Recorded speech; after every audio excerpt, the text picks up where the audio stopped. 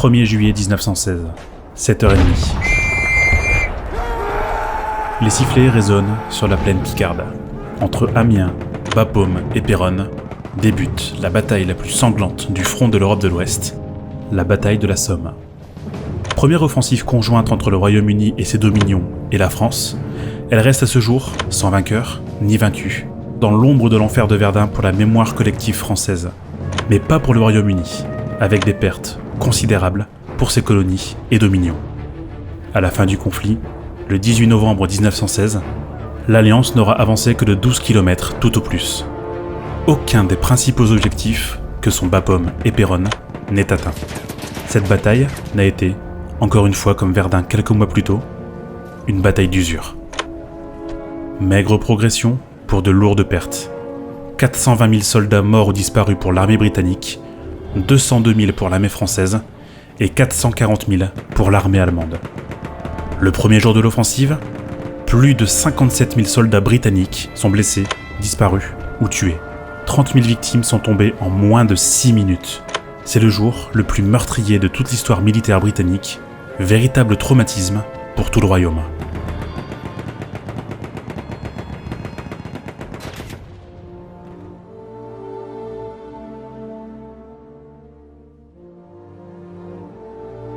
Bonjour à tous les amis, c'est Valoutre et j'espère que vous allez bien et je suis très content de vous retrouver pour un nouvel épisode de Trésor en Or.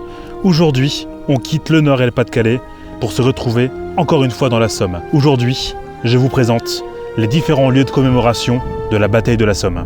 C'est parti!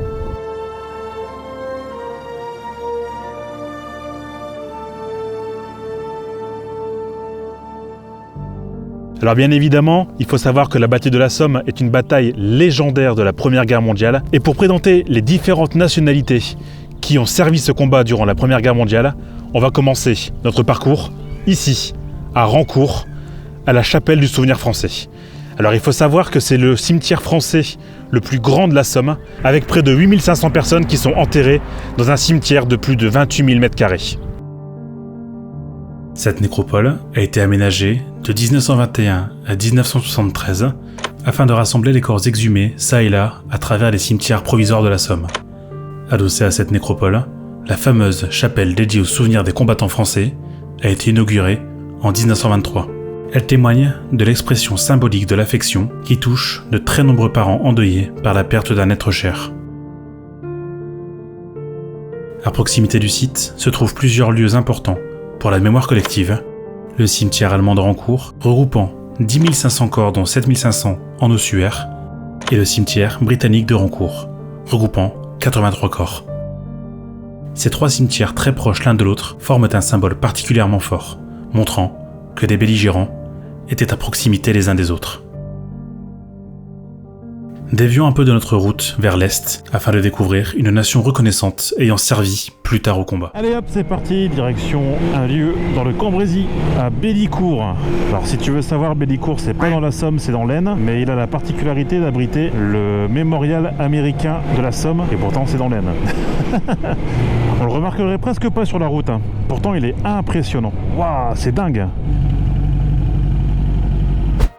Deux lieux, un monument et un cimetière mémorial, ont été édifiés dans l'Aisne pour le souvenir américain.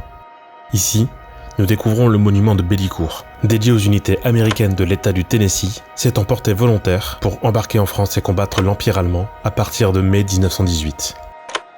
On ne parle donc pas de la bataille de la Somme ici, mais bel et bien de la rupture de la ligne Hindenburg entre la Somme et l'Aisne en septembre 1918, avec, en ligne de mire, le touage de Rigval, dont j'ai déjà parlé précédemment. Le 30 septembre, l'objectif est pris. Les Américains ont percé les défenses allemandes.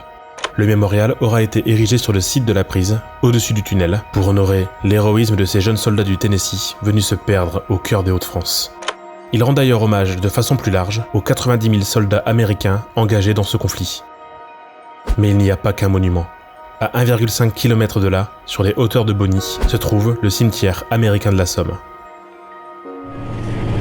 C'est quand même un cimetière très impressionnant. Tu rentres dans un énorme parc en fait. C'est génial, hein. C'est génial. Bonjour. C'est joli, le petit parc et tout là.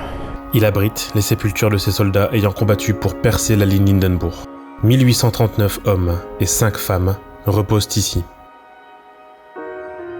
Ce cimetière accueille également un mémorial avec une inscription sculptée à ceux qui sont morts pour leur pays. Alors je sais pas si vous pouvez les voir, mais dans pas mal de routes, il y a des coquelicots qui traînent un peu partout. Parce qu'ici, nous sommes ce qu'on appelle dans le Poppy Country, pour les Britanniques, le pays du coquelicot. Regarde-moi ça comme c'est impressionnant. Rouge comme le sang de nos soldats morts sur nos contrées, et rouge comme un coquelicot, emblème de ce pays de la Somme, absolument dingue. Regardez, coquelicot, vert en haut, ça veut dire qu'il y a un lieu de mémoire dans la Somme, tout droit. C'est pas plus compliqué. Si tu veux suivre les lieux de mémoire, tu suis les coquelicots. Tiens, encore un monument là, tout petit, je ne sais même pas ce que c'est. Une simple couronne, ah, c'est assez impressionnant, hein. Il y en a partout. Ah yes, Longueval, on va pouvoir s'arrêter. Alors Longueval a la particularité d'avoir 2 lieux de mémoire absolument magnifiques, dont un qui se situe juste ici. Alors c'est pas ce cimetière là, il est dans la forêt. Et ce mémorial, c'est le mémorial du Bois d'Elleville, le mémorial sud-africain. Visiblement on peut fouler les terres de cette entrée. Génial, super, j'ai trop hâte. Le mémorial de Longueval et Bois d'Elleville dans sa globalité sont dédiés à tous les Sud-Africains tombés au cours des divers conflits du XXe siècle, en Afrique, en Europe et au Proche-Orient. Le Bois d'Elleville, aujourd'hui lieu calme et reposant, occupe une place particulière dans l'histoire militaire sud-africaine et représente le symbole national du courage et du sacrifice. En juillet 1916, la première brigade d'infanterie sud-africaine y a accompli l'un des faits d'armes les plus lourds en victimes de la Première Guerre mondiale. Le 15 juillet 1916, la brigade, comprenant plus d'une centaine d'officiers et plus de 3000 hommes de rang, reçut la mission de prendre et de tenir le bois à tout prix. Durant 5 nuits et 6 jours, les Sud-Africains luttèrent contre diverses unités du 4e corps d'armée allemand. À la relève, quand la brigade se rassembla, il ne demeurait que 780 hommes valides. Ces combats ayant été si violents, les troupes anglo-saxonnes le rebaptisèrent Devil Wood, le bois du diable. Il fut décidé que le bois resterait à jamais la sépulture des soldats qui y reposaient.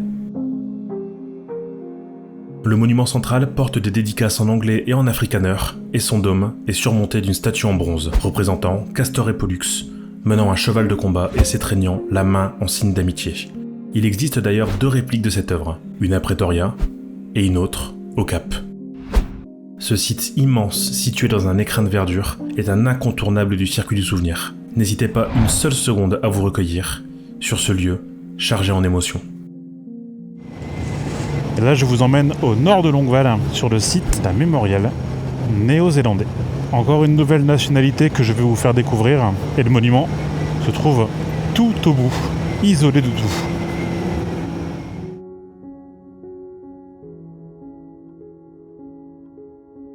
Situé au nord du village, le monument néo-zélandais de Longueval rappelle le premier engagement majeur des Néo-Zélandais au cours de la Grande Guerre sur le front ouest. C'est ici, le 15 septembre 1916, que les Néo-Zélandais prirent part à la bataille de la Somme pour la première fois. Au matin du 15 septembre 1916, la division néo-zélandaise, accompagnée de plusieurs divisions britanniques, ont voulu essayer de reprendre le village de Flers. Ils sont donc partis de ce bois ici, le bois High, et le bois derrière moi là-bas, le bois d'Elleville, celui que j'ai visité avec le mémorial sud-africain. Ce fut la première fois ici que les chars furent utilisés pour repousser l'invasion allemande. À la fin du 15 septembre 1916, Flers fut libéré.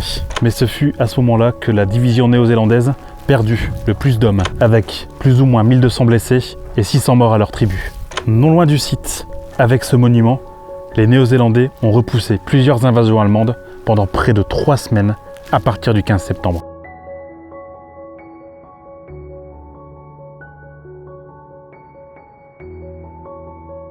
À l'issue de cette bataille fut construit le cimetière néo-zélandais de Caterpillar Valley, édifié à un endroit qui fut le théâtre de violents combats et qui sera capturé par les Britanniques au cours de la 2e quinzaine du mois de juillet 1916. Il contient 5569 tombes et un monument rendant hommage aux 1205 Néo-Zélandais tombés au cours de la bataille de la Somme et n'ayant pas de tombe connue. Passer sous le porche qui y permet l'accès impose, plus que dans n'importe quelle autre nécropole, le respect.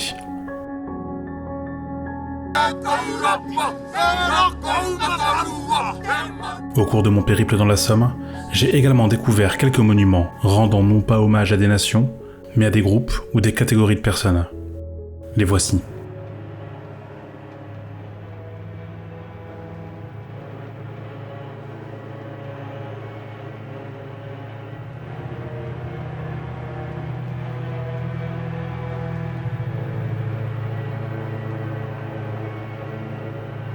We shall go on to the end.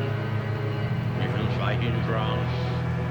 We shall fight on the seas and oceans. We shall fight with growing confidence and growing strength in the air. We shall defend our island, whatever the cost may be. We shall fight on the beaches. We shall fight on the landing grounds.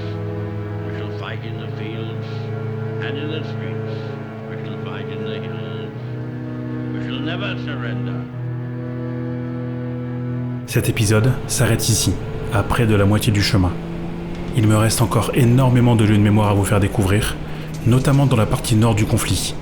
Cependant, ma route continue vers le sud-ouest, pour découvrir une nouvelle nation reconnaissante. Voilà, on se dirige vers l'un des sites les plus excentrés du circuit du souvenir. À côté d'Amiens, on se dirige vers le village de Villers-Bretonneux. Ce sera le point de départ de ma nouvelle aventure. Ah ouais. Putain, c'est grand. Oh, ça va être génial ça. On va se poser, on va faire du drone. Ça, c'est un vrai site de mémoire ça.